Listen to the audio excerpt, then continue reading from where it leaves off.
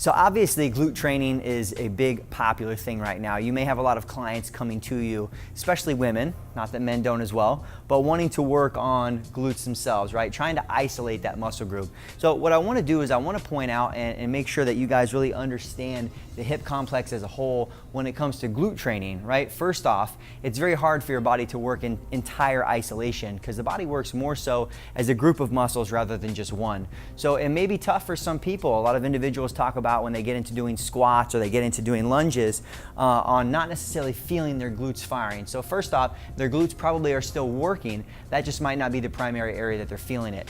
And again, it's hard to really isolate that one. We got some exercises, maybe glutes, glute bridges that we can do a little bit more of it, but it is challenging. So first is just understanding how this LPHC works, right? I want you to visualize it, if you guys can see, as almost like a bucket, right? A bucket with maybe some water in there.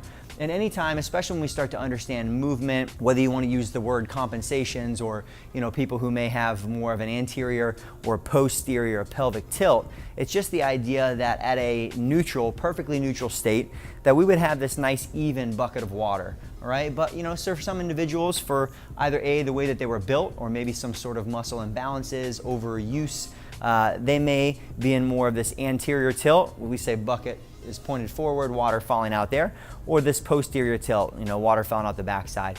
You'll find probably more often than not, this anterior pelvic tilt may be a little bit more common. Now, that's where, if you really think about isolated glute training or the goal to training the glutes, if a lot of people are in this anterior pelvic tilt, that's not a terrible thing, because all the muscles that attach to our bucket have the ability to either pull us back into alignment or pull us out of alignment.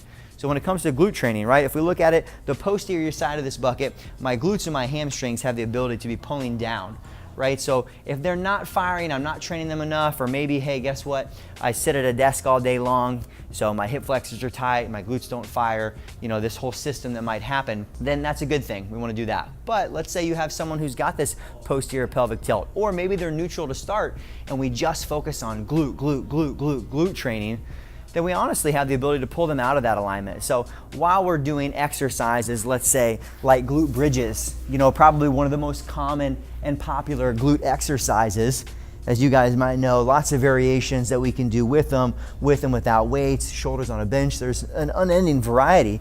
Is making sure that clients also know how to control that LPHC, right? We put out some other videos that you guys have seen understanding that pelvic hip complex, but it really becomes important when we start to try to really train those major muscle groups, because everything else is impacted around it.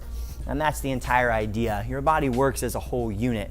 So as you have clients or you yourself are really integrating a lot more glute training, whether that be through hip hinges, deadlifts, maybe it's kettlebell swings, maybe it's glute bridges, there's a variety of ways we can do it, is make sure you're still taking a balanced approach and making sure that you're really paying attention to this whole alignment, right? You find yourself too far in any one direction, then we just need to start problem solving, right? And you as a coach and trainer, that's gonna be your role and job. So look out for more information on this LPHC, the lumbopelvic hip complex, and how you can make sure you're keeping clients in the right spots.